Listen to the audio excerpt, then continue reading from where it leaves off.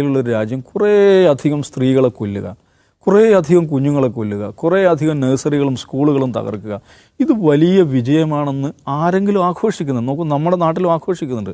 സംഘികൾ ആഘോഷിക്കുന്നുണ്ട്, ക്രിസംഘികൾ ആഘോഷിക്കുന്നുണ്ട്, നാസ്തിക സംഘികൾ ആഘോഷിക്കുന്നുണ്ട്.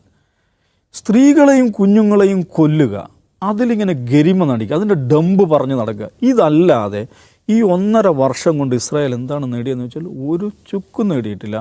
ആ ഒരു ചുക്കും നേടിയിട്ടില്ല എന്നുള്ളതാണ് ഈ കരാറും കാണിക്കുന്നത്. ഹമാസിനെ സംബന്ധിച്ചിടത്തോളം ആൻ്റണി ബ്ലിങ്കൻ പറഞ്ഞതുപോലെ അവർക്ക് സിവിയർ ബ്ലോ അവർക്ക് കൊടുക്കാൻ പറ്റിയിട്ടുണ്ടെങ്കിലും അവർ റീഗ്രൂപ്പ് ചെയ്ത് കഴിഞ്ഞു, അവർ റീഗ്രോ ചെയ്തുകൊണ്ടിരിക്കുകയാണെന്ന് ആൻ്റണി ബ്ലിങ്കൻ പറയുകയാണ്. അമേരിക്കയുടെ ഏറ്റവും പ്രധാനപ്പെട്ട ഉദ്യോഗസ്ഥൻ നേതാവ് പറയുകയാണ്. നോക്കൂ, അവർക്ക് ഒരുപാട് നേതാക്കൾ നഷ്ടപ്പെട്ടിട്ടുണ്ട്. പക്ഷേ ഇന്നിപ്പം ആരാണ് ഈ ഡീലുമായി ബന്ധപ്പെട്ട കാര്യങ്ങൾ ഗസയിൽ അത് നോക്കുന്നത്? ആരാണ്? മുഹമ്മദ് സിൻവാറാണ്, യഹിയ സിൻവാറിൻ്റെ സഹോദരൻ.